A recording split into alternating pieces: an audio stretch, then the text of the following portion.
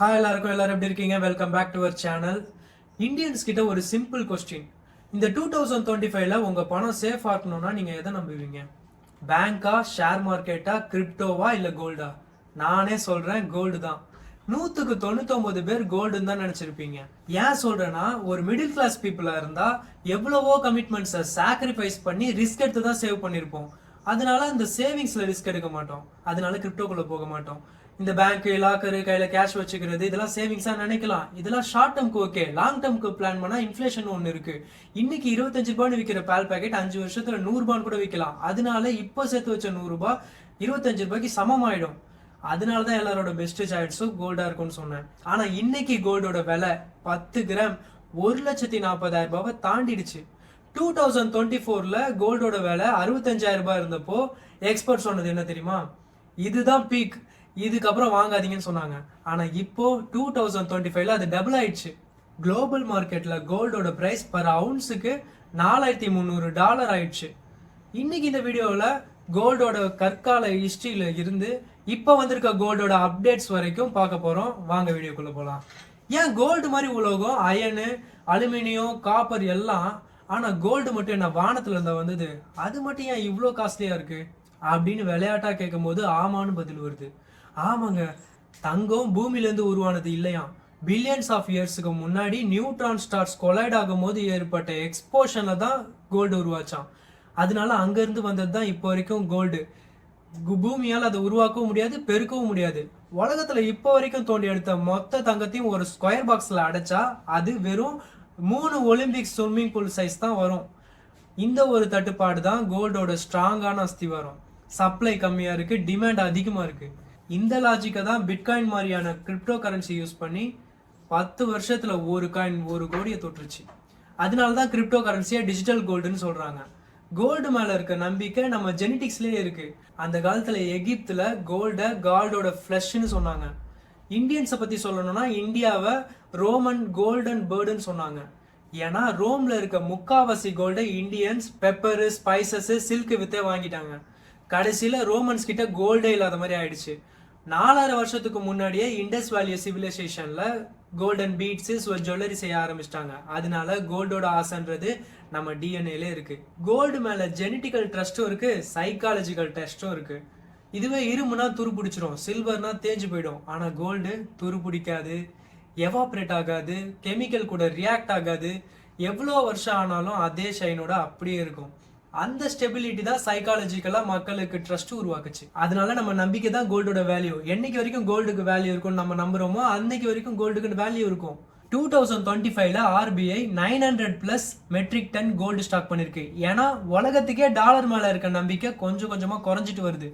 Russia, சைனாலையும் டாலரை கம்மி பண்ணிட்டு கோல்டை ரிசர்வ் பண்றதா அதிகம் பண்ணிட்டாங்க.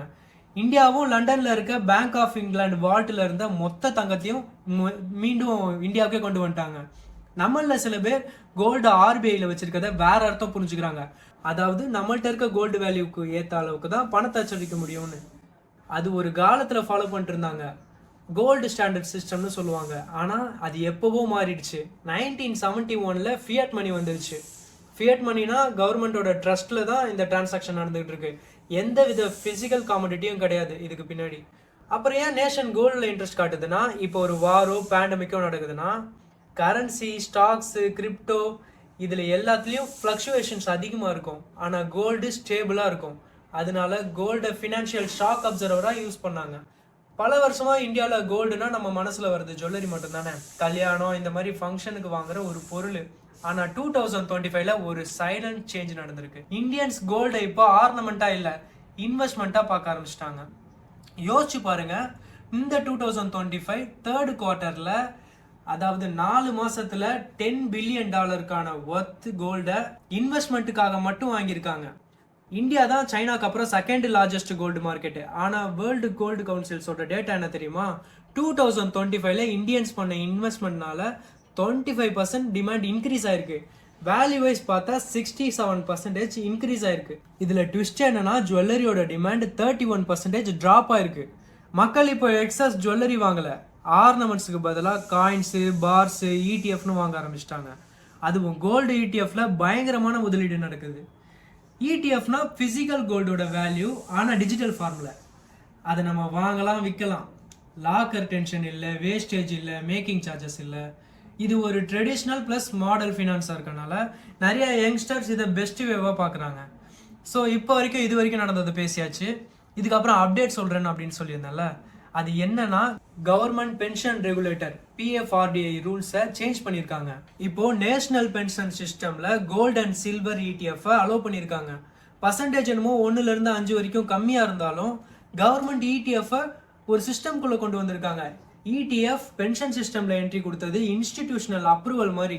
இப்போ அஃபிஷியலாக ஃபினான்ஷியல் சிஸ்டமில் ETF இருக்குன்னு அர்த்தம். ஆனால் கோல்டை மட்டும் ஏன் ப்ரைஸ் அதிகமாக இருந்தாலும் மக்கள் ஏன் வாங்கிட்டு இருக்காங்க? பொதுவாக ப்ரைஸ் இன்க்ரீஸ் ஆனால் டிமாண்ட் அதிகமாகும். இதில் மட்டும் ஆப்போசிட்டாக நடக்குது. அது ஏன்னா மக்கள்கிட்ட ஏற்கனவே கோல்டு புழக்கத்தில் இருக்குது. கோல்டுனால எந்த லாஸையும் பார்த்துருக்க மாட்டாங்க. அப்புறம் கவர்மெண்ட் மாதிரியான எக்ஸ்டர்னல் ஃபேக்டரால கோல்டோட வேலையை கண்ட்ரோல் பண்ண முடியாது. கோல்டு ப்ரைஸை மார்க்கெட் தான் முடிவு பண்ணும். அதனால ஆட்சி மாறுற பயமும் இருக்காது, மக்களும் சேஃபாக உணர்றாங்க. ஒரு விஷயத்த நோட்டீஸ் பண்ணீங்களா? கோல்டில் எல்டர்ஸ் மட்டும்தான் இன்வெஸ்ட் பண்ணுவாங்கன்ற ஒரு தாட் இருந்துச்சு. ஆனால் 2025ல் அது ராங்னு ப்ரூவ் ஆயிடுச்சு. இப்போ ஒரு ரிட்டையர்டு பீப்புள் மட்டும் இல்லாமல் ஒர்க் பண்ணுறவங்க, ஸ்டூடெண்ட்ஸ் எல்லாரும் என்டர் ஆகுறாங்க. ஃபியூச்சர் அன்சர்டினிட்டினால லாங் டேர்ம் மணி சேஃபாக இருக்கணும்னு நினைக்கிறாங்க. அதனால டிஜிட்டல் கோல்டை மொபைல் ஆப்பில் 500 ரூபாய் 1000 ரூபாய் இருந்தாலும் வாங்கிக்கிறாங்க. அதே நேரத்தில் குளோபல் லெவலில் என்ன நடக்குது? சென்ட்ரல் பேங்க் அதிகமாக கோல்டை வாங்குறாங்க. US டாலர் டிபெண்டன்சியை குறைக்க countries thousands of ton gold வாங்குறாங்க. அதனால ஜுவல்லரி டிமாண்ட் ட்ராப் ஆனாலும் ப்ரைஸ் ட்ராப் ஆகலை. இப்போ JP மார்கன் அப்புறம் வேர்ல்டு கோல்டு கவுன்சில் இவங்கெல்லாம் என்ன சொல்றாங்கன்னா, கோல்டு ரேலி லீனியரா இருக்காது, ஆனா லாங் டேர்ம் டைரக்ஷன்ல அப்வர்ட் தான். ஏன்னா இது மல்டிபிள் இன்ஜின்ஸ்னால ரன் ஆகுது. Central bank, ETF, pension and geopolitics. அதனால $5,000 per ounce 2026ல கண்டிப்பா வரும்னு சொல்றாங்க. சப்ளை சைடில் சொன்ன மாதிரி மைன்ஸ் மூலியமா தான் கோல்டு வரும். ஆனா மைன்ஸ் ப்ராசஸ் வந்து start to finish 10 to 20 years ஆயிடும். புதுசா மைன்ஸ் கண்டுபிடிச்சாலும் இமீடியட் சப்ளை வராது. ஸோ எக்கனாமிக்ஸ் பிரகாரம் பார்த்தா சப்ளை கம்மியா இருக்கும், டிமாண்ட் அதிகமா இருக்கும். இப்போ சைக்காலஜிக்கலா பார்க்கலாம். கரன்சி மேல இருக்க ட்ரஸ்ட் பிரேக் ஆக ஆக கோல்டு மேல ட்ரஸ்ட் அதிகமாகும். அதனால கோல்டோட ரேலி ஃபியரோட டைம்ல ஸ்டார்ட் ஆகும். இதெல்லாம் எக்ஸ்பர்ட்ஸ் ரிவியல் பண்ற ஒரு விஷயம். அப்புறம் என்ன, எக்ஸ்பர்ட்ஸே சொல்லிட்டாங்க இருக்க மொத்த சேவிங்ஸும் எல்லாமே கோல்டா தான் இருக்கும் இனிமே அப்படின்னு இது யாரும் திங்க் பண்ணிடாதீங்க. கோல்டோட பெருமை, ஹிஸ்டரி, 2005 பூம் எல்லாத்தையும் பார்த்தாச்சு. ஆனா இங்க ஒரு உண்மையை சொல்லியே ஆகணும். கோல்டு சேஃபஸ்ட் அசட் தான். ஆனா கோல்டு ராக்கெட் மாதிரி ஏறிக்கிட்டே இருக்கும்னு நினைக்க முடியாது.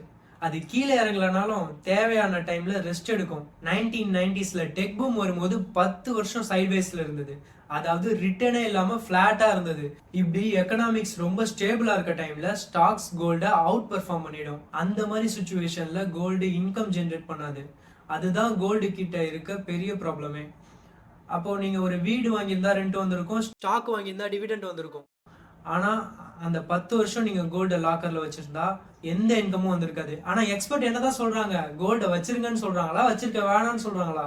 அவங்க எல்லா மணியும் கோல்டுல போடுறது தான் பெரிய மிஸ்டேக்னு சொல்றாங்க. இது நிறைய பேரோட காமன் ஹேபிட்டாவே இருக்கு. அவங்கெல்லாம் ஒன்று புரிஞ்சுக்கணும், கோல்டோட ரோல் உங்க போர்ட்ஃபோலியோல ஒரு இன்சூரன்ஸ் மாதிரி. அது டாமினேஷன் பண்ணக்கூடாது. எக்ஸ்பர்ட்ஸோட தம்ப் ரூல் என்னன்னா, போர்ட்ஃபோலியோல 5% to 15% கோல்டு போதும். அதுக்கு மேல போனா உங்களோட வெல்த் growth மிஸ் ஆயிடும். இன்வெஸ்ட்மெண்ட்னு இருக்கப்போ don't put all your eggs in one basket அப்படின்னு சொல்லுவாங்க. அதுல கோல்டு ஒரு எக் தான், ஹோல் பேஸ்கெட் கிடையாது. அந்த 5 to 15%லயே கோல்டு நீங்க எந்த ரூபத்துல வச்சிருக்கீங்கன்னு இருக்கு. நிறைய பேர் பிசிக்கல் கோல்டு சேஃப் நினைப்பாங்க. ஆனா லாஜிக் படி யோசிச்சா பிசிக்கல் கோல்டுக்கு locker cost, theft risk, purity issue, making charges எல்லாமே இருக்கு. 2025ல smart investor bar, coins, financial form like ETF, SGBன்னு சூஸ் பண்றாங்க. இதுல SGB சவரிங் கோல்டு பாண்ட் பெஸ்ட்னு சொல்லலாம். ஏன்னா அதுல மட்டும்தான் டாக்ஸ் கிடையாது. மத்த எந்த ஃபார்ம்ல இருந்தாலும் நம்ம சைலண்ட் ப்ராஃபிட் ஈட்டரா டாக்ஸ் இருக்கும்.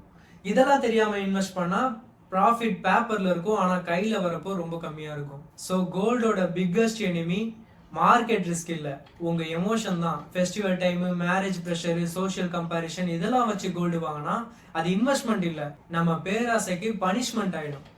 தம்ப் ரூல் பிரகாரம் பிளான்ட் அலோகேஷன் தான் வெல்த் கிரியேஷன். நான் மறுபடியும் சொல்லிக்கிறேன், கோல்டை பயத்துல வாங்காதீங்க, ஹைப்ல வாங்காதீங்க.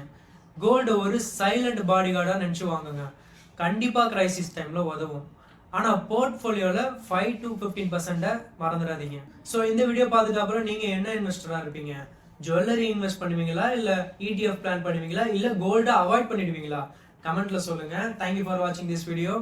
இந்த சேனல் இன்னும் பெருசாக வளரல. ஸோ நம்ம வீடியோ உங்களுக்கு ரெக்கமெண்டேஷனில் வருமானு தெரியல. ஸோ அடுத்த வீடியோ இதே மாதிரி ஒரு தாட் ப்ரொவோக்கிங் வீடியோ பார்க்கணுன்னா நம்ம சேனலை சப்ஸ்கிரைப் பண்ணிக்கோங்க. அடுத்த வீடியோவில் பார்ப்போம். Take care, by.